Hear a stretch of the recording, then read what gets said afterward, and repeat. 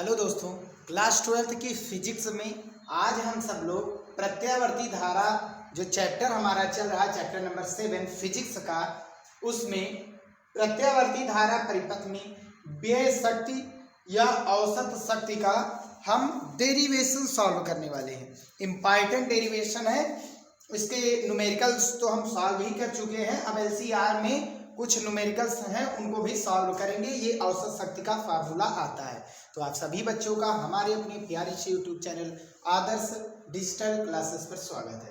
तो क्योंकि हम लोग जानते ही हैं शक्ति किसे कहते हैं। अगर किसी विद्युत परिपथ में हम धारा प्रवाहित कराते हैं तो वो धारा जो है प्रतिरोध पर कितना कार्य करती है, अर्थात वो कितना ऊर्जा को व्यय करती है, वही दर जो होता है शक्ति कहलाता है। परिभाषा हमने कही, एसी परिपथ में धारा प्रवाहित होने पर विद्युत ऊर्जा के व्यय होने की दर को एसी परिपथ का विद्युत शक्ति कहते हैं।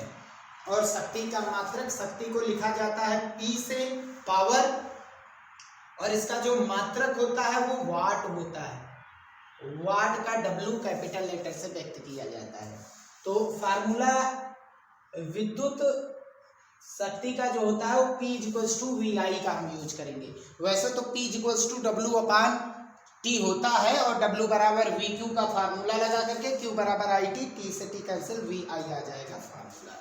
और इसी का यूज हम करेंगे। V का मान हम यहां पर क्या लेंगे, प्रत्यावर्ती वोल्टता स्रोत के लिए V0 sin ω t, हम V की वैल्यू ले रहे हैं।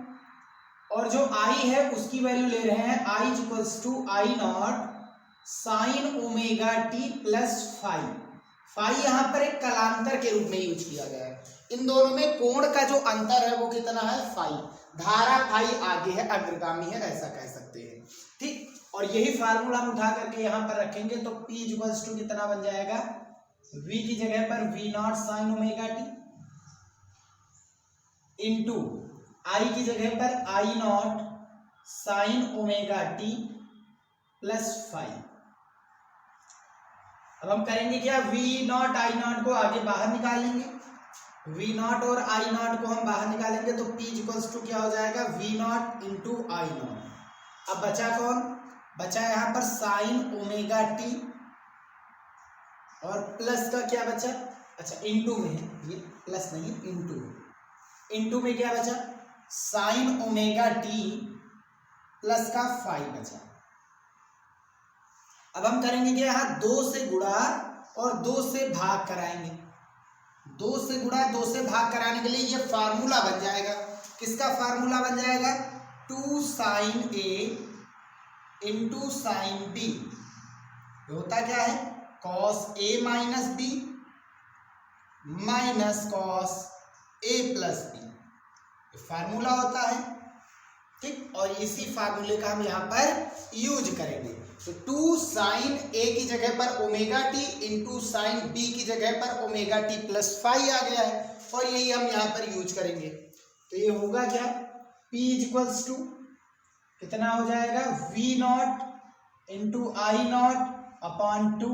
पहले हम शक्ति निकालेंगे फिर औसत शक्ति की ओर चलेंगे। cos A minus B, cos ये हमारा पूरा क्या है, A है, और ये क्या है पूरा B। तो A और में से B घटेगा। A की जगह पर ω t माइनस B की जगह पर कौन आया, ω t, माइनस से अंदर गुणा हो रहा है तो फाई भी क्या हो जाएगा, माइनस, फिर minus cos A plus B दोनों जुड़ जाएंगे।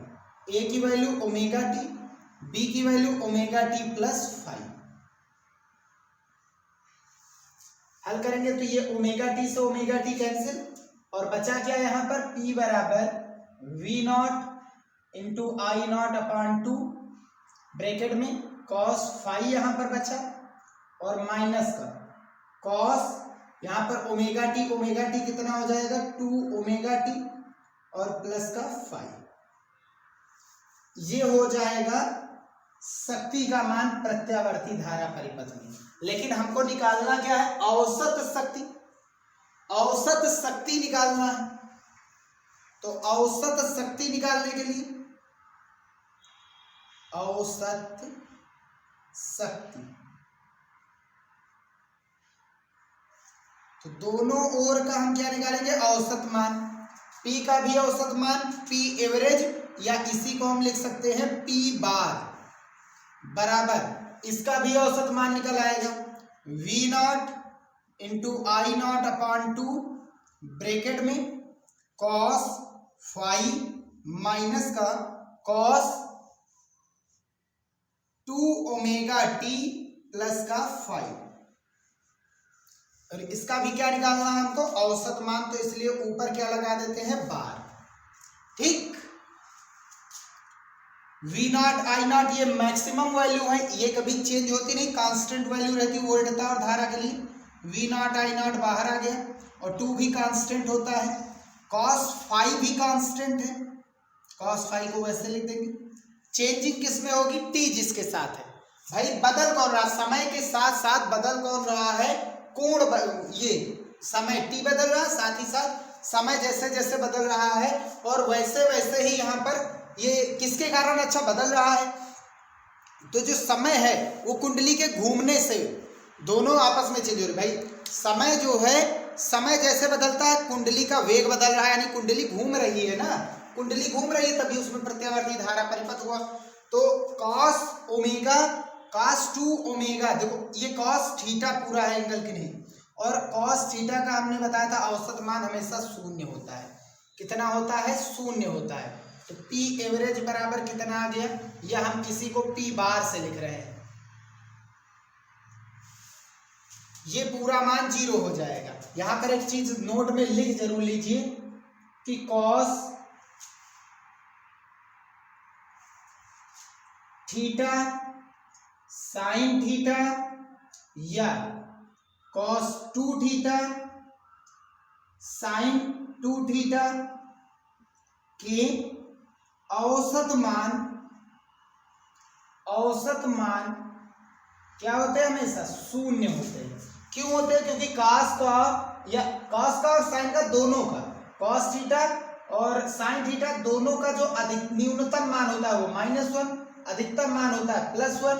इसका औसत मान निकालेंगे तो -1 +1 कितने लोग जुड़े, 2 लोग, 2 से भाग कितना आ गया, 0। ठीक, तो इनके औसत मान 0 ही आते हैं, चाहे एंगल चाहे जो भी हो, एंगल चाहे जो भी हो।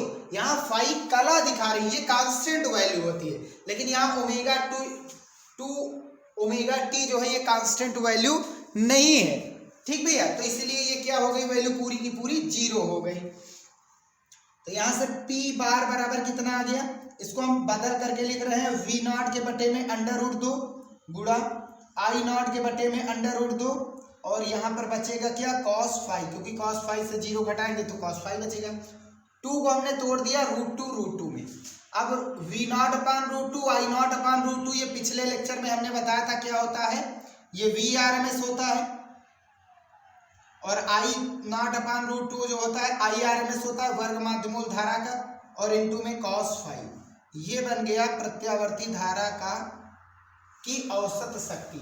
यहाँ cos फाई जो है उसे शक्ति गुणांक कहते हैं, और ये जब हमारा LCR पूरा कंप्लीट हो जाएगा तब हम बताएंगे इसके बारे में वहां पर हम डीपली से अच्छे से पढ़ेंगे। तो ऐसे निकाला जाता है प्रत्यावर्ती धारा परिपथ में औसत शक्ति का मान। स्क्रीनशॉट आप ले लीजिए, यही डेरिवेशन करना है। तो यहाँ पर हमने शक्ति लिखा और फिर औसत शक्ति को यहाँ से निकाला गया। ये नोट में इतनी चीजों को याद रखना है, ठीक है। एंगल चाहे जो भी हो, साइन थीटा और कॉस थीटा के जो औसत मान होते हैं वो हमेशा शून्य ही होते हैं। ठीक, तो ये था प्रत्यावर्ती धारा परिपथ में औसत शक्ति का डेरिवेशन। वीडियो यही समाप्त होता है।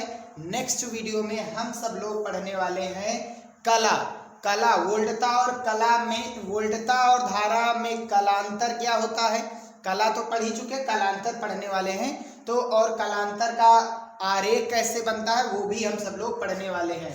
तो नेक्स्ट वीडियो इंपॉर्टेंट वीडियो होगा।